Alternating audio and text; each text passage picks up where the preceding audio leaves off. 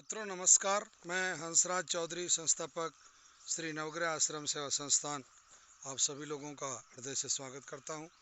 नमस्कार, प्रणाम।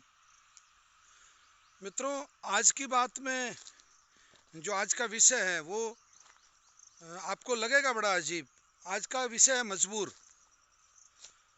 मजबूर यानी कि वो व्यक्ति, यानी कि वो पशु, यानी कि वो देश, यानी कि वो इकाई जो कुछ भी करने की स्थिति में नहीं हो।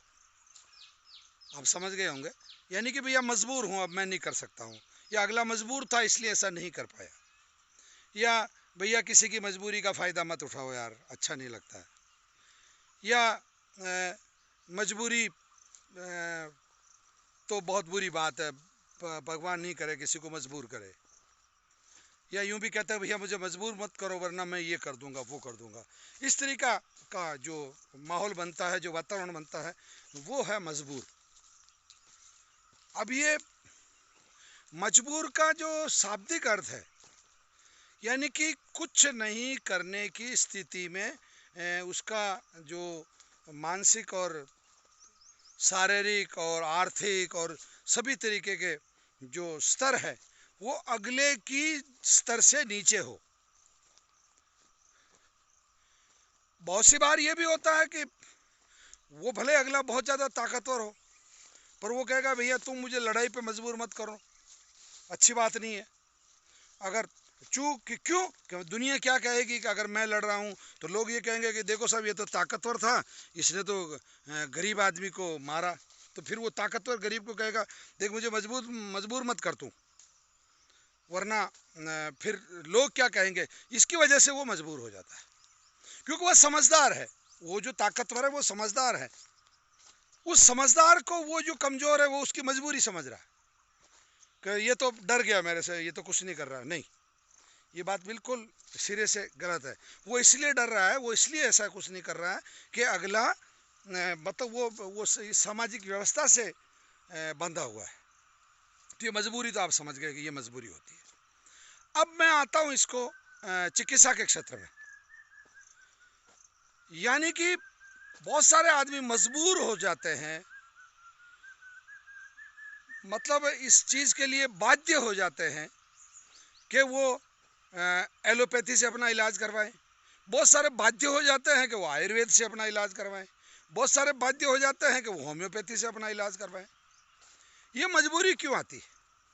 इस मजबूरी का सबसे बड़ा रहस्य बता रहा हूँ। इस सबसे मजबूरी का सबसे बड़ा कारण होता आदमी के पास ज्ञान का अभाव। उसके पास नॉलेज नहीं होना। बहुत लंबी लंबी बातें करना बहुत अलग बात है, परंतु किसी चीज़ का मूलभूत आधार ज्ञान होना बहुत बड़ी बात है। अब जैसे इस उदाहरण को आप कैंसर से समझ लीजिए। मान लो किसी को कैंसर हुआ और उसने सोचा न समझा, उसने कोई जानकारी नहीं ली, और वो दौड़ के इलाज के नाम पे उसके दिमाग में सिर्फ ये है कि मतलब बीमार हो गया, कुछ भी हो गया, इसका मतलब बहुत बड़े हॉस्पिटल में जाना, बहुत बड़े डिग्रियां जिन लोगों ने ले रखी है उन लोगों के पास जाना और वहां से इलाज लेना। मतलब इलाज, ट्रीटमेंट जो शब्द है, क्योंकि अंग्रेजी में ट्रीटमेंट है वो तो वो ट्रीटमेंट वो समझता है कि वहीं से मिलेगा। ये उसकी मजबूरी है, उसका ज्ञान नहीं है, इसलिए वो वहां जा रहा है।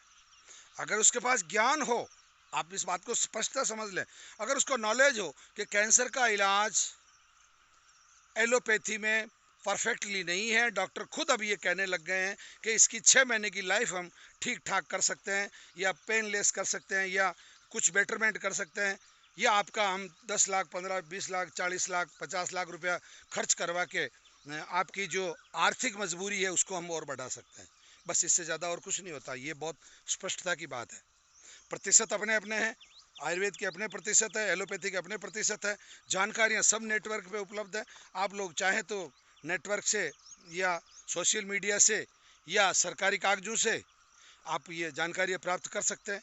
तो मैं कहना ये चाह रहा हूँ कि चिकित्सा के क्षेत्र में कोई मजबूरी नहीं होनी चाहिए, और ये मजबूरी आपकी तब समाप्त होगी कि जब आप पूरा नॉलेज रखेंगे, पूरा ज्ञान रखेंगे, पूरा श्री नवग्रह आश्रम सेवा संस्थान की जो सिस्टम है इलाज का या यहाँ का जो पैटर्न है उसको समझेंगे, एलोपैथी के अपने पैटर्न को समझेंगे, इन सब में समझ के फिर आपको फैसला करना है कि आपको रोगी का इलाज कैसे करवाना, कहाँ करवाना, क्यों करवाना। ये सब, इसमें आपको किसी प्रकार की मजबूरी नहीं होनी चाहिए, यानी कि ज्ञान का अभाव भी आपको मजबूर बना देता है। मैं कहना यही चाह रहा हूँ कि आप मजबूर नहीं हैं, आप मजबूत बनिए। सबसे पहले अपना ज्ञान मजबूत कीजिए, उसके बाद में दुनिया की सब चीज़ें स्वतः अपने आप बहुत अच्छी होने लग जाएगी। धन्यवाद।